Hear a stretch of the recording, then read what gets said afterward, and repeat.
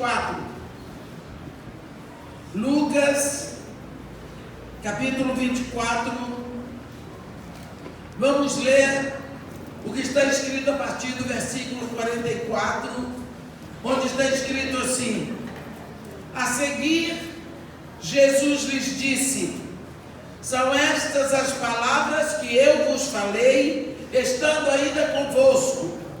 Importava-se cumprisse tudo o que de mim está escrito na lei de Moisés, nos profetas e nos salmos. Então lhes abriu o entendimento para compreender as escrituras, e lhes disse: assim está escrito que o Cristo havia de padecer e ressuscitar dentre os mortos no terceiro dia, e que em seu nome se pregasse arrependimento para a remissão dos pecados a todas as nações, começando de Jerusalém. Vós sois testemunhas destas coisas. Eis que eu envio sobre vós a promessa de meu Pai. Permanecei, pois, na cidade, até que do alto sejais revestidos de poder. Então os levou para Betânia e, erguendo a mão, os abençoou. Aconteceu que, enquanto os abençoava, ia se retirando deles, sendo elevado para o céu. Amém. Os irmãos podem sentar. Eu não sei falar de missões sem falar no espírito da missão. E o espírito da missão é o Espírito Santo do Deus vivo. Ninguém no reino de Deus pode fazer missão se não for dirigido pelo Espírito Santo. Não existe. Existe turismo, existe diversão, existe muita coisa. Mas sem o Espírito Santo, ninguém faz missões. Vamos começar no início. Quando houve a queda do homem, nós vemos Deus falar imediatamente. Qual era o plano que ele tinha para redimir o homem? Quando houve um pecado no céu, Deus não moveu uma palha para redimir os anjos. Mas assim que o homem caiu no pecado lá no Éden, Deus anunciou, publicou, falou, disse o seu plano. Ele disse: eu colocarei inimizade entre a tua descendência e o seu descendente. Ele te ferirá o calcanhar, mas mulher, o teu descendente lhe esmagará a cabeça. Ali estava o diabo, travestido de serpente. Eva olhou e viu uma serpente, mas Deus sabia que era só a aparência. Ali estava Satanás. Então, ali Deus expõe o seu plano. E o plano de Deus é reverter a queda do homem. E para isso Deus então envia o seu filho. E esse filho, esse homem nascido de mulher, que Deus falou para Eva, chega no capítulo 4 de Gálatas, no versículo 4, Paulinho de Tarso diz: vindo, porém, a plenitude do tempo, Deus enviou seu filho, nascido de mulher, nascido sob a lei. Pronto, veio o homem que vai reverter o valor da queda. A missão, o escopo, o objetivo de Jesus Cristo é redimir, trazer vida aonde havia morte, restaurar, abrir de volta o caminho para Deus. Como? Jesus vai lá na cruz, paga tudo, faz tudo, e depois que ele completa o seu trabalho, lá na cruz ele diz para o Pai: tudo está consumado, está tudo pronto, todo o meu trabalho, tudo. E agora, Pai, nas tuas mãos eu entrego o meu espírito. Jesus Cristo, depois é ressuscitado, ficou aqui uns dias, volta para o Pai, e agora? Ele havia dito para os seus discípulos: eis que eu envio sobre vós a promessa do meu Pai. Quantas promessas que Deus tem para nós? Promessas condicionais, promessas absolutas, mas o Espírito Santo é a promessa do Pai. A promessa do Pai. E agora, ele diz: permanecei, pois, na cidade. Que isso? Ele tinha dito: ide por todas as nações, fazei discípulos de todas as nações, ensinando a eles que eu vos tenho ensinado. Agora ele diz: fiquem na cidade. Permanecei, pois, na cidade. Até quando? Até que do alto sejais revestidos de poder. Como vai acontecer isso? Recebereis poder quando vier sobre vós o Espírito Santo. Aí então, só então, quando vier sobre vós o Espírito Santo, então sereis meus testemunhos em Jerusalém, em toda a Judeia e Samaria, até os confins da terra. O Senhor Jesus está dizendo que ninguém pode sair para nação nenhuma para fazer discípulos se não tiver recebido o Espírito Santo. O Espírito Santo é o Espírito da missão da igreja. É o Espírito da missão da igreja. Lá no capítulo 19 de Apocalipse, que é o capítulo das bodas do Cordeiro, o anjo diz para João: o testemunho de Jesus é o espírito da profecia, da palavra. Bem, esse Jesus leva os seus discípulos para Betânia, e a Bíblia diz que ergueu as mãos e os abençoou. E enquanto ele os abençoava, a Bíblia diz que Jesus foi descolando do chão, foi subindo. Aqueles homens ficaram parados olhando. Jesus Cristo desapareceu porque veio uma nuvem e cobriu os pés dele, e eles continuaram olhando. Isso porque não eram mulheres, porque se fosse mulher, uma tinha corrido atracar nos pés dele, viu? Mas eram homens. Ficaram olhando. Foi preciso que viessem 2 anjos, está escrito em Atos, e dissessem para eles: varões galileus, por que estáis aí a contemplar as nuvens? Esse mesmo Jesus que dentre vós foi tirado, voltará, assim como viste subir. Aqueles homens desceram dali como? Não tinha mais Jesus, e ainda não tinha tido o Espírito Santo. Então agora eles descem dali, sem Jesus, sem o Espírito Santo, e eles vão se reunir todos no mesmo lugar. Semana passada eu estava lá pregando nesse lugar em Israel. Foi um momento glorioso. Todas as vezes que eu vou ali para pregar naquele lugar. E eles oraram. Sabe como é discípulo de Jesus Cristo? Que só ora quando precisa. Eles tinham que orar. Porque Jesus não estava mais ali, o Espírito Santo não tinha chegado. Eles oraram. Primeiro dia, segundo dia, terceiro dia, quarto, quinto, oitavo, 10º dia, coincidiu com a festa de Pentecostes. 10 dias de oração pentecostal. Pá!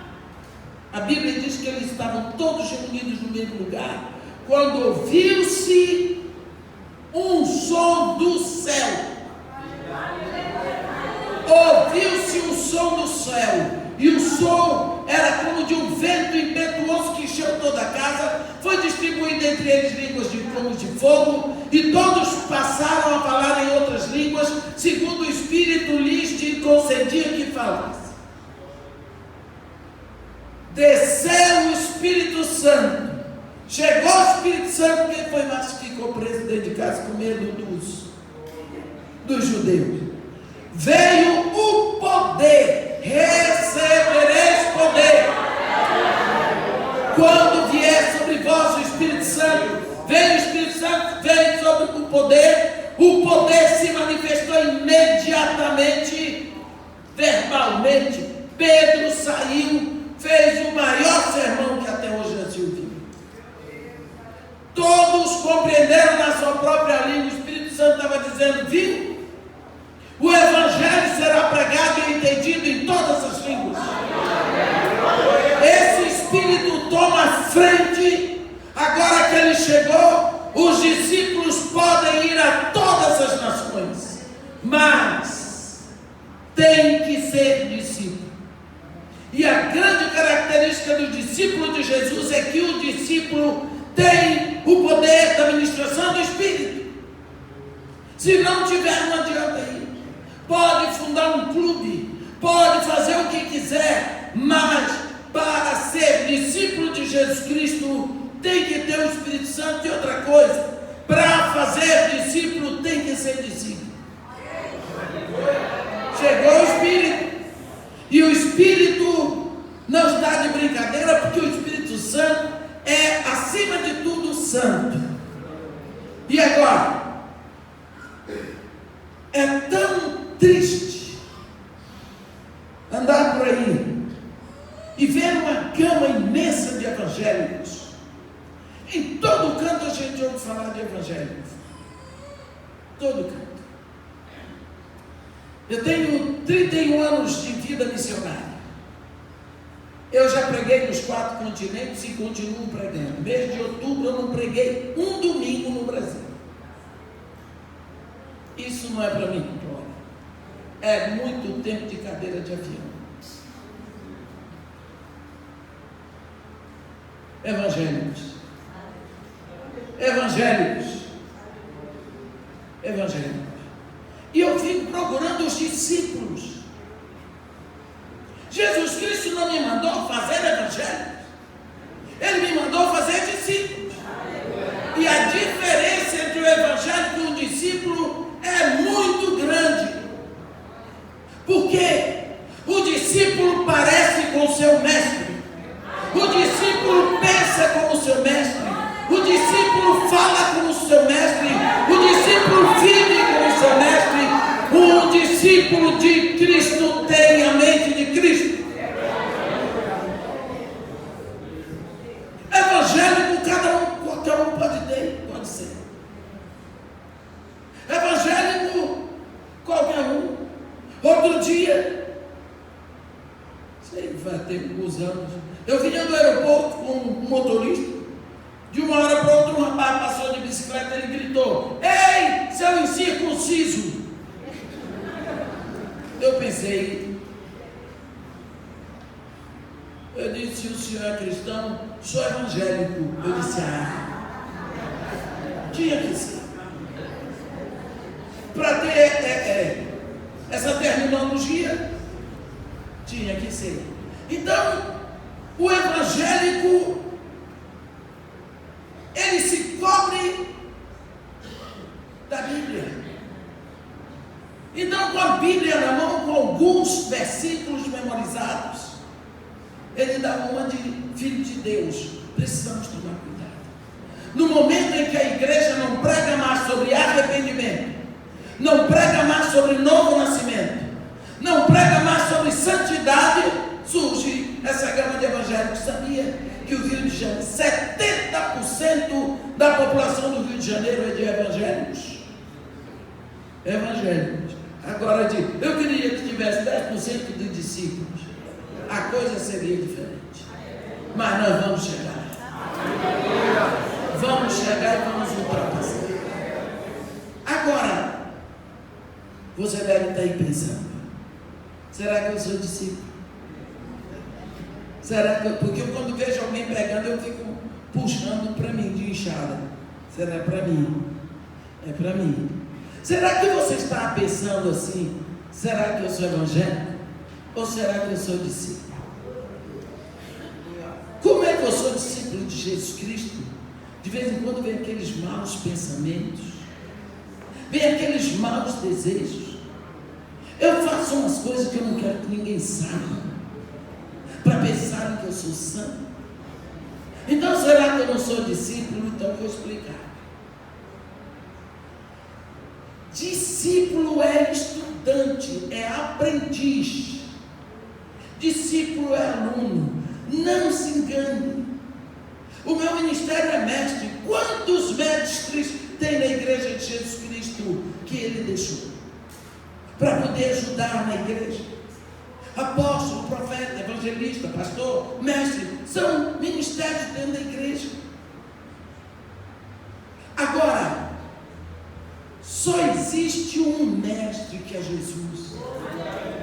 Todos nós somos discípulos, todos nós somos estudantes, mas tem estudante do primeiro ano primário, tem estudante do primeiro ano colegial, tem estudante do primeiro ano de faculdade, tem estudante que já está fazendo PhD, mas é tudo estudante. A gente vai crescendo. Então, o estudante que está no beabá, ele não sabe as coisas da universidade, mas ele vai chegar lá.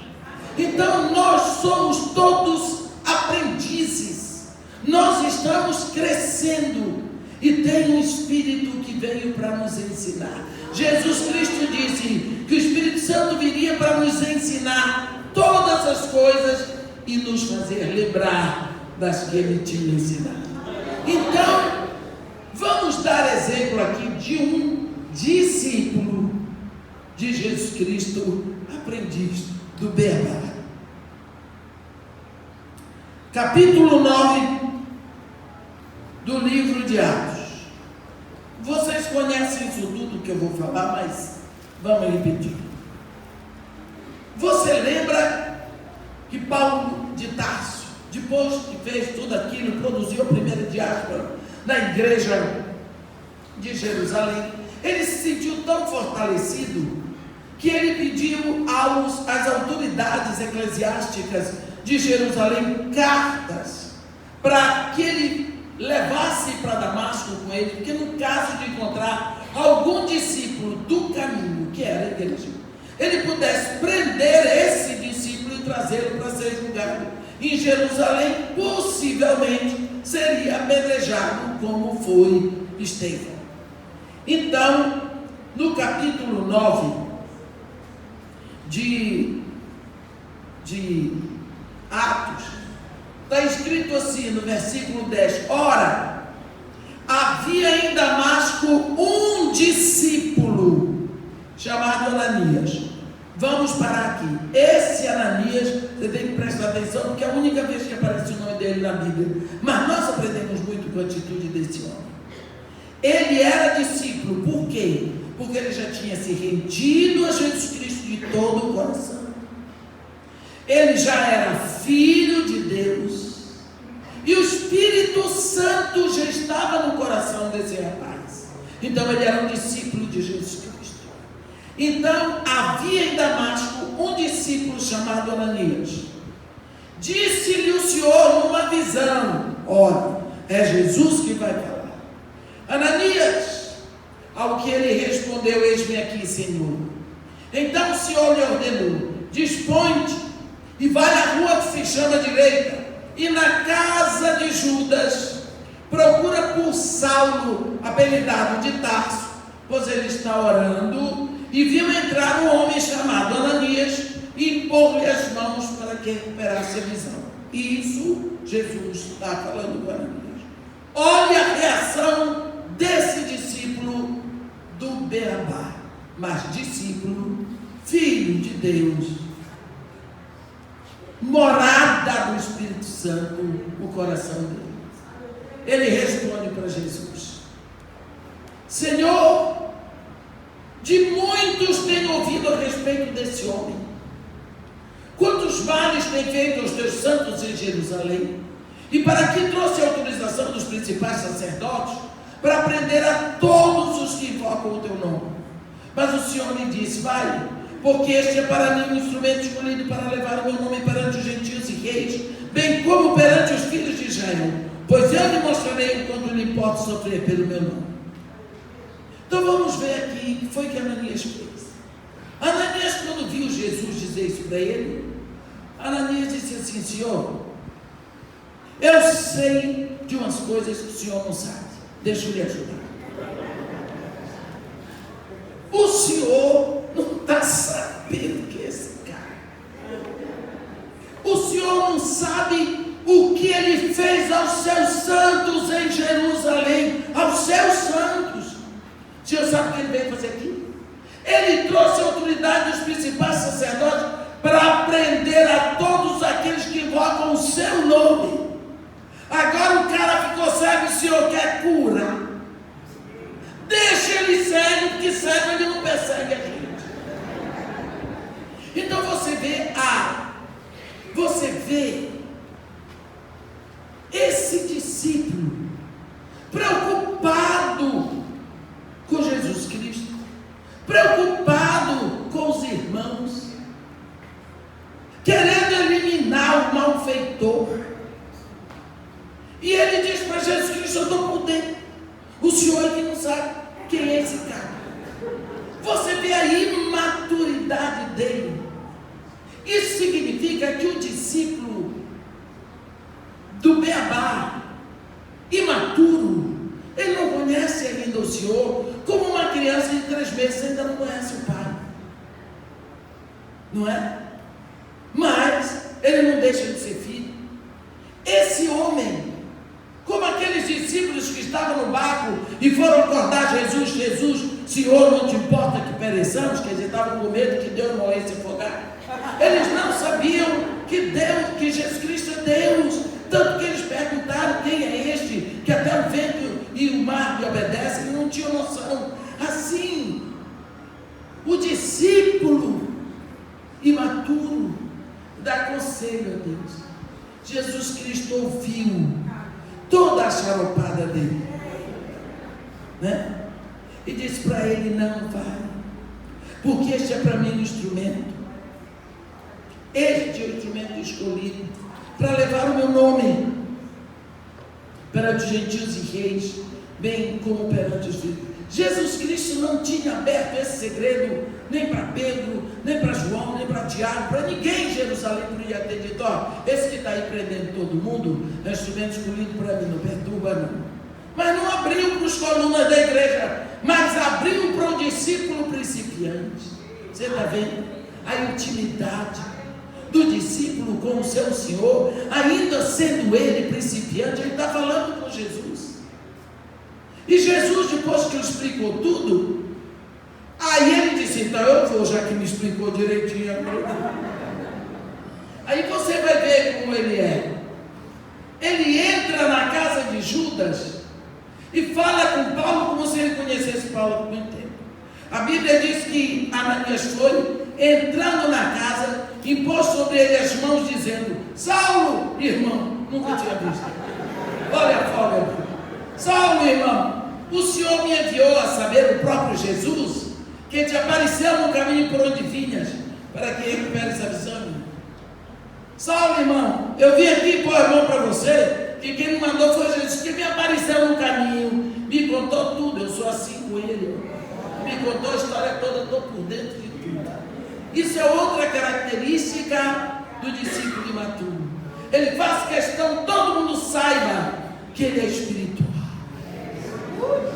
que ele ora muito, que ele tem muita intimidade com Deus. Ele não deixa que os outros percebam, ele anuncia. Isso, discípulo de Jesus Cristo, querido, tudo mais. Agora vamos dar exemplo de um discípulo que já cresceu, está na universidade. Discípulo também, filho de Deus, aqui mesmo, eu peguei Atos 8. No versículo 4. Entremente os que foram dispersos iam por toda parte, pregando a palavra de Deus. Filipe, descendo a Samaria, anunciava-lhes a Cristo.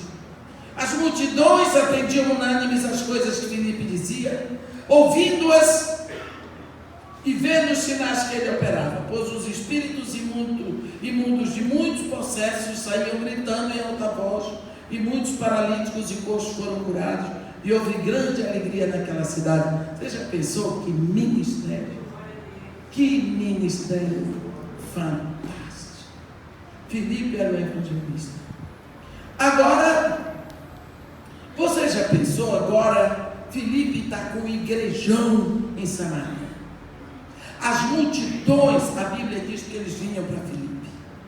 Filipe estava com um ibope na cidade. Você já pensou que quando ele abria a boca, o espírito imundo saía? Havia cura de paralíticos, coxos e tudo mais. Você já pensou como o ministério desse rapaz estava afetando a cidade de Samaria? No meio disso, versículo 26 diz assim: um anjo do Senhor falou a Filipe, dizendo: dispõe-te e vai para o lado do sul, no caminho que desce de Jerusalém para Gaza. Este se acha deserto. Se levantou e foi. Vocês viram a diferença? Ele está no meio de um ministério tremendo. Aí o anjo diz para ele: Filipe, vai para o caminho, para o lado do sul, para o caminho que desce de Jerusalém para Gaza. Este se encontra vazio. Ele foi, ele não perguntou: que isso? E como é que vai ficar aqui o meu ministério? Quem é que vai ficar dando conta desse povo? O que é que eu vou fazer lá? Não, as coisas de Deus se fazem com ordem e decência. Que tem versículo para tudo. Levantou e foi, por quê? O meu pai dizia: obediência e pronta, obrigado. E imediato, levantou e foi, não perguntou nada. Foi, caminho do sul, pegou, direção do sul. Muito obrigado. Chegou lá, é aqui o endereço do sul. Esse é o caminho que desce de Jerusalém para casa. Não havia tantas estradas, está vazio, está deserto. Ficou lá. No que ele está lá, ele vê subir um poeirão. Era uma carruagem maravilhosa que vinha chegando. Era a carruagem que trazia ali nada mais do que o ministro da fazenda do reino da Etiópia, responsável por todo o tesouro da rainha Candace da Etiópia. Ele tinha ido adorar em Jerusalém e vinha voltando. Pensa que carruagem é essa? Cavalos ligeiros que iam levando aquele homem da Ásia para a África. Veja que carruagem maravilhosa, que cavalos maravilhosos. E lá vem o poeirão, e Filipe está lá. E o poeirão subindo. E quando chegou perto de Filipe, olha o que vai acontecer. Eu vou dizer. Versículo 27 está dizendo: eis que o etíope, o oficial de Candace, rainha dos etíopes, que era superintendente de todo o seu tesouro, viera adorar em Jerusalém. Estava de volta e assentado no seu carro, vinha lendo o profeta Isaías. Então disse o Espírito a Filipe: aproxima-te deste carro e acompanha-o. Filipe podia ter dito: desculpe, Espírito Santo, mas como é que eu vou acompanhar? Cavalo veloz, correndo nesse poeirão. Está muito quente, precisa de ar. O que é isso? Não pode ser. Eu vim até aqui para correr com um cavalo. Olha que ministério esquisito. Você acompanhar cavalo. Jovem, Deus precisa das suas pernas. Ele não daria se comesse a mim. Quando eu tinha a sua idade, sim. Mas hoje eu não acredito. A não ser que ele queira fazer um milagre. Acompanhar cavalo veloz. Filipe, sim, senhor. Filho de Deus. É vivo. Deus Seja, Jesus Cristo disse: ei, ei, olha para mim. Jesus Cristo disse: sede mansos como a pomba, sagazes como a serpente. Fica vivo, fica esperto. Filipe acompanhou, pensou: Deus me botou para acompanhar. Isso aqui para quê? Tem um homem aqui lendo, ó, grudou o ouvido. Quando o homem deu uma dúvida, ele disse, se aproximou, falou com o eunuco: compreendes o que vens lendo? E o eunuco disse para ele: como eu poderia entender se alguém não me explicar? Filipe, olha eu aqui, olha aí, ganhou a carona. Olha Filipão na carruagem do reino da Etiópia. Ele que ficasse lá ia correr até botar a língua de fora. Aí o eunuco mandou parar a carruagem. Filipe entrou.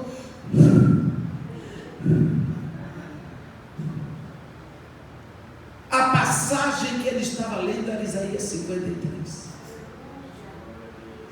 Olhe Filipe, o homem leu tudo para ele e fez a segunda pergunta, no versículo 34. Então o eunuco disse a Filipe: peço-te que me expliques a quem se refere o profeta. Fala de si mesmo ou de algum outro? E aí vem um dos versículos mais lindos do livro de Atos.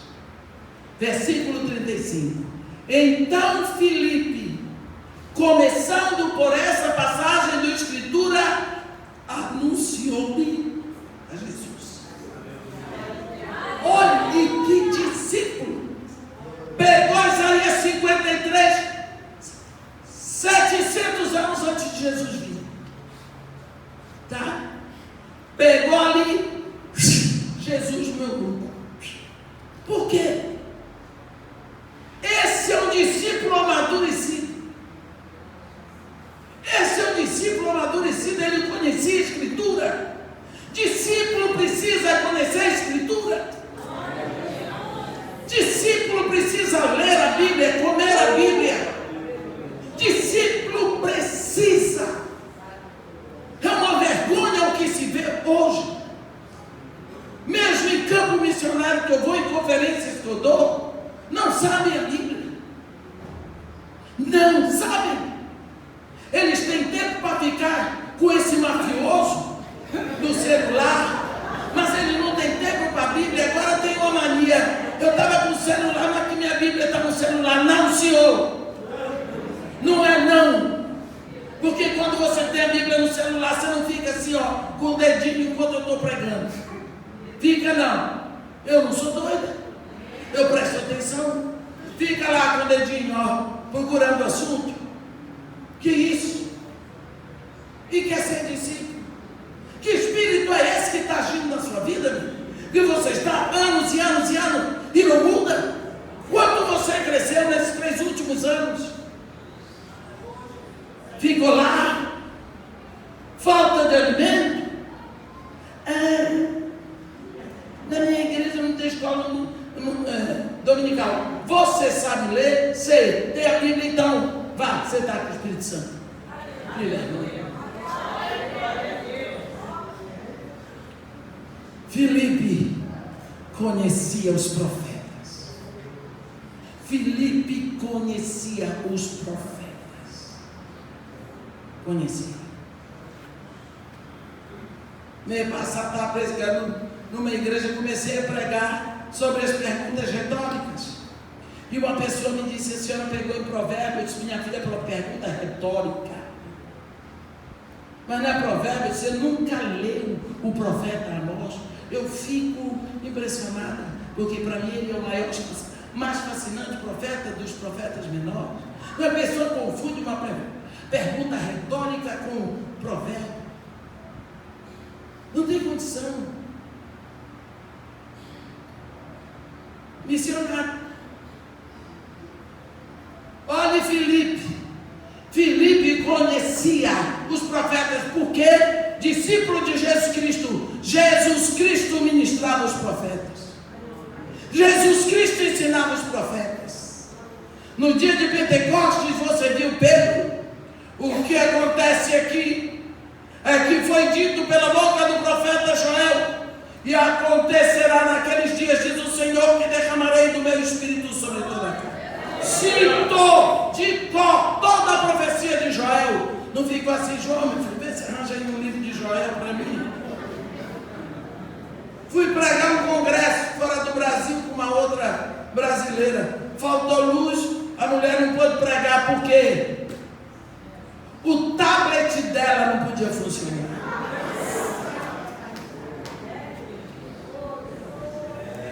Deus deu memória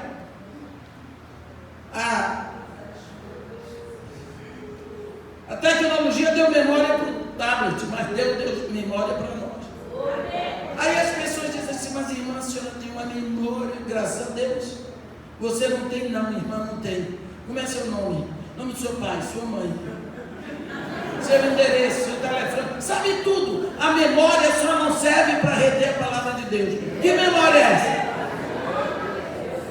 Porque você não se dedica, não é sua prioridade. Como quer ser missionário? Missionário de quem e em quem? Como é que vai ser? Filipe conhecia e explicou para o homem. A Bíblia diz: e começando nesta palavra, passagem da Escritura, anunciou-lhe Jesus: aleluia! Isso é discípulo. Ele não fica dando volta como mosca em volta do pudim, porque o objetivo é anunciar Jesus. Porque é Jesus que vai fazer a diferença. Adianta ficar com humanismo e explicações para provar. Eu vou provar para ele que eu também sou culto, que eu também estudei, que eu também sei. Não tem que provar nada. Você tem que anunciar Jesus, porque é para isso que você está. Só isso. Quando ele acabou de anunciar Jesus, eles estavam passando num lugar que havia água. E o etíope disse para ele: olha, eis aqui água. Quem impede que eu seja batizado? Filipe respondeu: é lícito, se crês de todo o teu coração. E respondendo ele disse: creio que Jesus Cristo é o Filho de Deus. Você viu, Filipe? Ei, esse negócio de batismo não é comigo não, é entre você e ele. Por quê? Se você crê de todo o seu coração, para não acontecer o que Paulo diz em Romanos 6, no versículo 3: ou, porventura ignorais, que todos nós que somos batizados em Cristo, somos batizados na sua morte. Tem gente que não sabe nem o que é isso. Batiza, diz: não, depois Deus dá um jeito. Que é isso? Não tem a menor noção do que é batismo. Aqui Filipe tirou o corpo fora. A questão de batismo entre você. Se você verdadeiramente crê, é você que vai assumir o compromisso. Eu estou fora. E ele diz: creio, confessou. E a Bíblia diz: se no teu coração creres e com a tua boca confessares, Jesus será salvo. Porque com o coração se sente para a justiça, mas com a boca se confessa para a salvação. Sabe o que aconteceu? Filipe e eunuco desceram as águas. Quando saíram da água, versículo 39, o Espírito do Senhor arrebatou a Filipe, e não vendo mais e este foi seguindo o seu caminho cheio de júbilo. Quando o eunuco procurou, cadê o homem? Já estava em azul. E o que foi que aconteceu na vida do eunuco? Montando a carruagem, cheio de júbilo. O que foi que aconteceu, meus irmãos?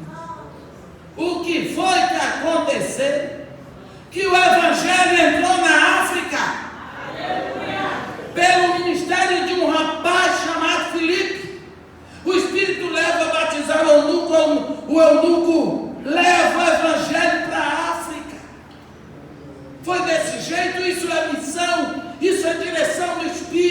Espírito que dirige estava na hora. Tudo na direção do Espírito. Agora tem gente que fala muito bem, prega muito bem, tem tudo, mas não tem Espírito, não vem o poder. Vamos ver um exemplo. Mas antes eu queria dizer para você que Filipe já foi igual a Ananias. Ele começou. Eu vou dar 2 mancadas de Filipe. Esse Filipe agora que sabe das coisas, esse Filipe que está amadurecido, esse discípulo maravilhoso, ele também já foi ali que nem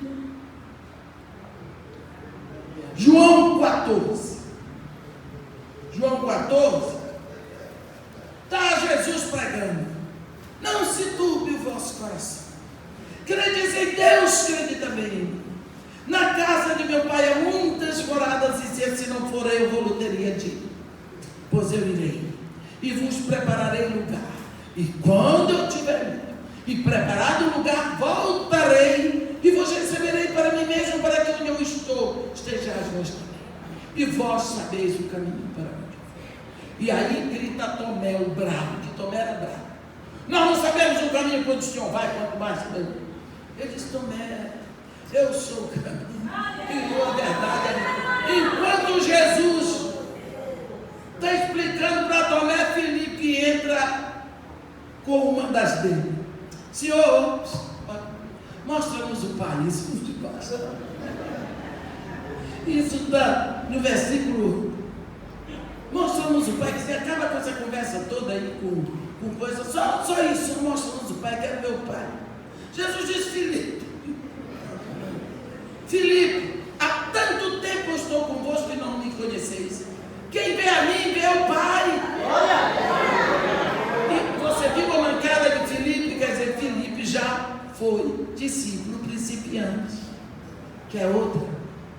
Lá no capítulo, aqui mesmo, de João, lá no capítulo 6 de João, tem um momento em que a Bíblia diz que, no capítulo 6, para começar, depois dessas coisas, atravessou Jesus o mar da Galileia, que é onde Tiberíades, seguia uma numerosa multidão, porque tinham visto os sinais que ele fazia na cura de enfermos. Então subiu Jesus ao monte e assentou-se ali com seus discípulos. Ora, a Páscoa, festa dos judeus, estava próxima. Então Jesus, erguendo os olhos e vendo que grande multidão vinha ter com ele, disse a Filipe: olha quem vai entrar na história, o nosso Filipe. Não, disse a Filipe: onde compraremos pães para lhes dar de comer? Olha o versículo 6, mas dizia isto para o experimentar, porque ele bem sabia o que estava para fazer. Olha Jesus brincando com Filipe. O pessoal acha que Jesus é mal encarado. Não, Jesus estava tirando uma festa aqui com Filipe, queria ver a reação dele, queria rir com ele, para o experimentar, para ver a cara dele. E não deu outra, a Bíblia diz. Filipe respondeu: não me bastariam 200 denários de pão para receber cada um o seu pedaço.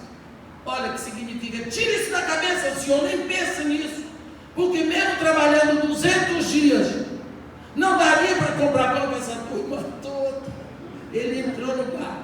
André, vocês sabem André, eu chamo André um carioca, porque André está sempre carioca. André ouviu a conversa, e André já tinha andado por lá, já tinha visto tudo, quem trouxe lanche, quem não trouxe, quem tinha marmita, quem não. Aqui, ó, está escrito. Um dos seus discípulos, chamado André, irmão de Simão Pedro, informou a Jesus: está ali um rapaz que tem 5 pães de cevada e 2 peixinhos. Mas que é isso para tanta gente? Jesus disse: traz uma casa. Aí aconteceu um milagre.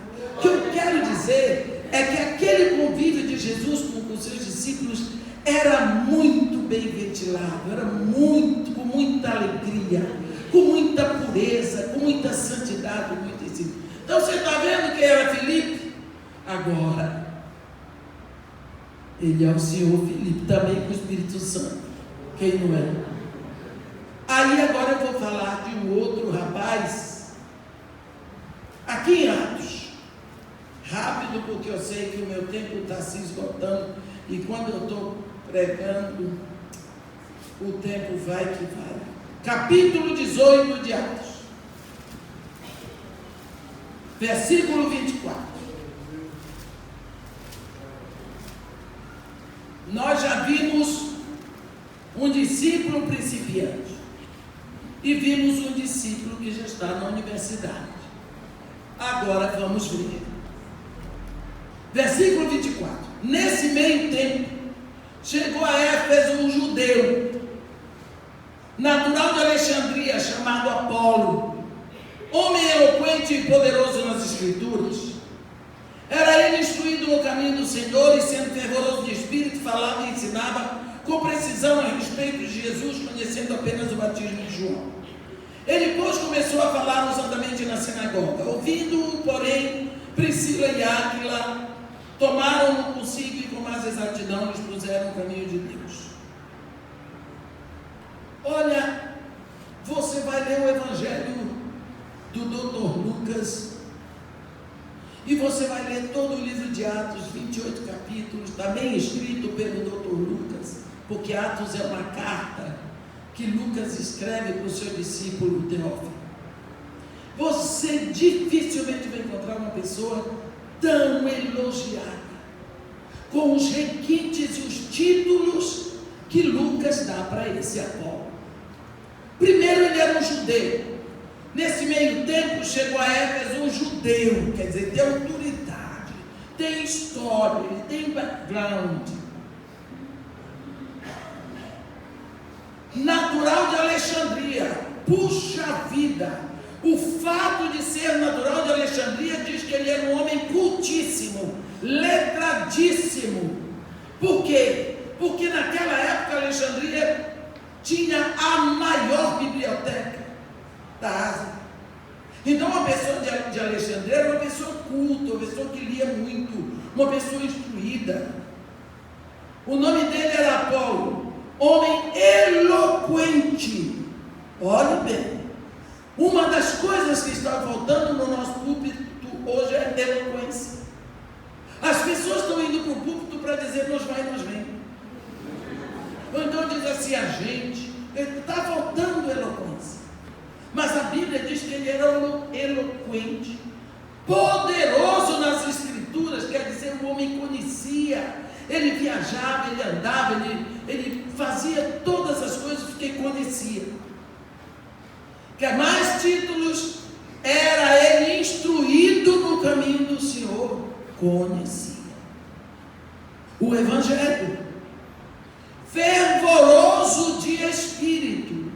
Olha, quer mais título? Falava e ensinava com precisão a respeito de Jesus. Puxa vida, quem mais? Qual é a moça aí que está orando por um noivo? Pega essas qualidades aqui. Mas aí Lucas lá no final encerra tudo com um pó, conhecendo apenas o batismo de João. Que pena, que pena, que pena, com todas essas características. A Bíblia diz aqui no versículo 26 que esse homem chegou sábado na sinagoga, brilhou, começou a falar ousadamente na sinagoga, e o homem falava eloquente, poderoso nas Escrituras, conhecedor do caminho de Jesus, judeu, culto. Aí a sinagoga toda ficou assim, ó. Jovem. Quando ele acabou, você pode imaginar o que aconteceu. Ele desce, Acabou o culto da sinagoga, vai lá para a porta e vem todo mundo. Que palavra! É assim que o povo diz, que palavra! Mas tinha um casalzinho perigoso lá dentro da igreja. Priscila e Áquila. Cuidado com gente cheia do Espírito. Porque eles veem o que os outros não veem. Porque o homem espiritual discerne as coisas espirituais. E o natural não discerne. Então está todo mundo impressionado com a palavra. Esse discípulozinho sentiram que faltava aquela coisa legal. Deixaram todo mundo elogiar Apolo quando Apolo acabou, que ele falou assim: vem conosco na nossa casa, ele tem um negocinho para você. Era o batismo do Espírito Santo. Faltava o batismo do Espírito Santo. Meus irmãos, também quando chega o batismo do Espírito Santo não vai dar outra. Você vai lá para Corinto e você vai ver Apolo e Paulo e Pedro, os três ministrando, ensinando. Você vê que Paulo já diz aqui no capítulo 3, de 4 a 6, ele diz: quando pois alguém diz eu sou de Paulo e o outro eu sou de Apolo, não é evidente que andaste segundo o homem? Quem é Apolo e quem é Paulo? Servos por meio de quem crestes, isto conforme o Senhor concedeu a cada um. Eu plantei, Paulo regou, mas o crescimento veio de Deus. E Paulo, olha Paulo com Paulo, aqui mesmo no capítulo 3, no versículo 22, Paulo encerra dizendo: seja Paulo, seja Apolo, seja Cefas, seja o mundo, seja a vida, seja a morte, seja as coisas presentes, seja do futuro, tudo é vosso, e vós de Cristo e Cristo de Deus. Você vê que você vai encontrar Apolo agora no mesmo nível, dando aula. Ali a sala de Apolo, ali a sala de Paulo, ali a sala de Cefas. Todo mundo, por quê? Que agora o Espírito Santo veio, corroborou em cima de tudo que Apolo sabia, e foi uma bênção. Ninguém pode fazer discípulos se ele mesmo não é um discípulo. E para ser discípulo tem que ter o Espírito Santo, porque é o Espírito Santo que vai através de você fazendo discípulos. Jesus Cristo disse: não saiais da cidade, permanecei na cidade até que do alto sejais revestidos do poder. Como vai acontecer isso? Recebereis poder. Jesus Cristo disse: recebereis poder quando vier sobre vós o Espírito Santo. Jesus Cristo não mente, não. E aí então sereis meus testemunhos em Jerusalém, em toda a Judeia e Samaria, até os confins da terra. Portanto, meus irmãos, esse espírito da missão, esse espírito que produz o missionário, esse espírito que vai levando a igreja a ser uma igreja missionária, esse espírito que se move independente da vontade de quem quer que seja, é o espírito no qual nós precisamos estar revestidos, investidos, atentos a ele, principalmente no momento em que a igreja esqueceu. Por isso que a igreja se tornou essa igreja balofa, em plena síndrome de Laodiceia, uma igreja indiferente, uma igreja, uma noiva indiferente. Por quê? Porque ela não está queimando no fogo do amor por Cristo. Uma igreja que queima com o fogo do Espírito é uma igreja que vai, é uma igreja que não está amarrada, é uma igreja que enfrenta dificuldades, enfrenta fome, enfrenta tudo, porque existe um fogo maior que queima lá dentro. Sem este fogo do amor por Cristo, ninguém faz missões. Por isso eu desejo que vocês, durante esse final de semana, possam crescer na direção desse Espírito, e que Deus nos abençoe, e daqui saiam muitos missionários. bênção.